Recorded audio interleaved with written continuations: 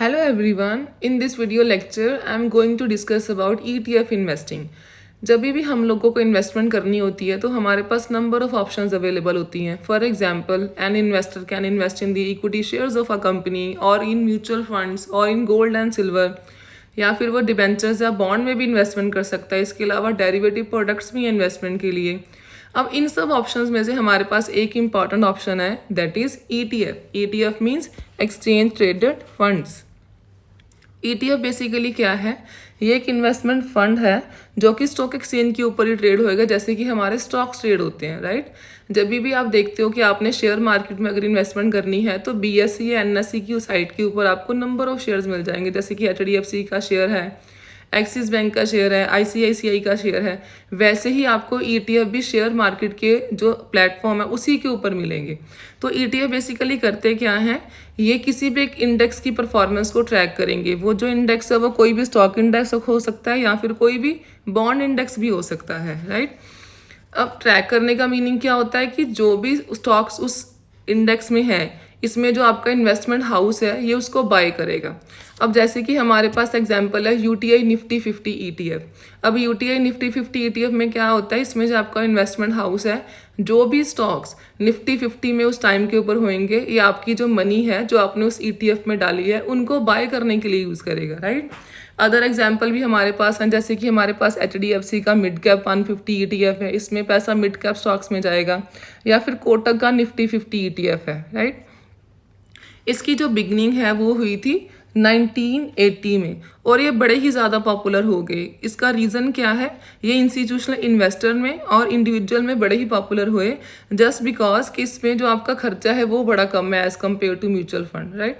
और moreover ये आपको स्टॉक लाइक फीचर भी प्रोवाइड करेंगे. स्टॉक लाइक फीचर मीन्स कि इसमें आपको जब भी मार्केट आपकी ओपन होएगी आप उस टाइम के ऊपर उसको बाय कर सकते हो, सेल कर सकते हो. इसमें आप स्टॉप लॉट ऑर्डर प्लेस कर सकते हो, मार्जिन के ऊपर आप बाय कर सकते हो, राइट. इसमें आपको कोई भी मिनिमम इन्वेस्टमेंट रिक्वायर्ड नहीं है. आप कम से कम एक ETF भी बाय कर सकते हो, राइट. और इसमें और म्यूचुअल फंड में जो मेन डिफरेंस है वो यही है कि जो आपके म्यूचुअल फंड्स है these are actively manage fund और ETFs are passively managed fund. So basically जो आपके ETFs है वो क्या करेंगे? It is basically a combination of mutual funds and your stocks. ये दोनों का कम्बिनेशन है. तो नेक्स्ट मैं आपके साथ डिस्कस करूंगी कि BSE NSE के प्लेटफॉर्म के ऊपर आपको या फिर आपके ब्रोकर के प्लेटफॉर्म के ऊपर आपको कौन कौन से टाइप्स ऑफ ETF मिल जाएंगे. जैसे कि सबसे पहले हमारे पास है इक्विटी ETF. इक्विटी ETF में क्या होता है कि जो भी आपका इन्वेस्टमेंट एडवाइजर है वो क्या करेगा, जो भी आप मनी इन्वेस्ट कर रहे हो वो किसी भी कंपनी के इक्विटी शेयर्स को बाय करने के लिए यूज़ करेगा. जैसे कि इसमें हमारे पास UTI का निफ्टी 50 ETF है, कोटक का निफ्टी 50 ETF है, HDFC बैंक का मिड कैप 150 ETF है. इसके बाद हमारे पास है सेक्टर ETF. सेक्टर ETF में बेसिकली क्या होता है कि जो भी आपने मनी इन्वेस्ट करी है इस ETF में वो किसी भी एक पर्टिकुलर इंडस्ट्री में या किसी भी एक पर्टिकुलर सेक्टर में इन्वेस्ट करी जाएगी, राइट. अब इसमें जैसे सबसे पहले हमारे पास है Nippon India ETF Nifty IT. इसमें क्या करेगा आपका इन्वेस्टमेंट हाउस के जो भी आप मनी इस ETF में डाल रहे हो वो जो IT कंपनीज हैं जैसे कि TCS है, इन्फोसिस है, टेक महिंद्रा है, विप्रो है, IT कंपनीज में जो आपका पैसा है वो लगाया जाएगा. देन हमारे पास है another example that is ICICI prudential FMCG ETF. इसमें जो fast moving consumer good sector है उसमें आपकी मनी इन्वेस्ट करी जाएगी, उन कंपनीज के शेयर बाय करे जाएंगे. Then we have HDFC Nifty private bank ETF. इसमें जो प्राइवेट बैंक्स है उसमें आपकी मनी लगाई जाएगी, जैसे कि हमारे पास HDFC बैंक है, एक्सिस बैंक है, ICICI बैंक है, इनमें आपकी मनी लगाई जाएगी. Then we have gold and silver ETF. Gold and silver ETF में बेसिकली क्या है, इसमें जो भी आपकी मनी है वो कमोडिटीज़ में इन्वेस्ट करी जाएगी, जो आपके प्रेशियस मेटल है उसमें इन्वेस्ट करी जाएगी. Like we have the Kotak gold ETF या फिर एक्सिस का गोल्ड ETF है, HDFC सिल्वर ETF है, मिराई एसेट का गोल्ड ETF है. ये आपको कमोडिटीज़ का एक्सपोजर देंगे.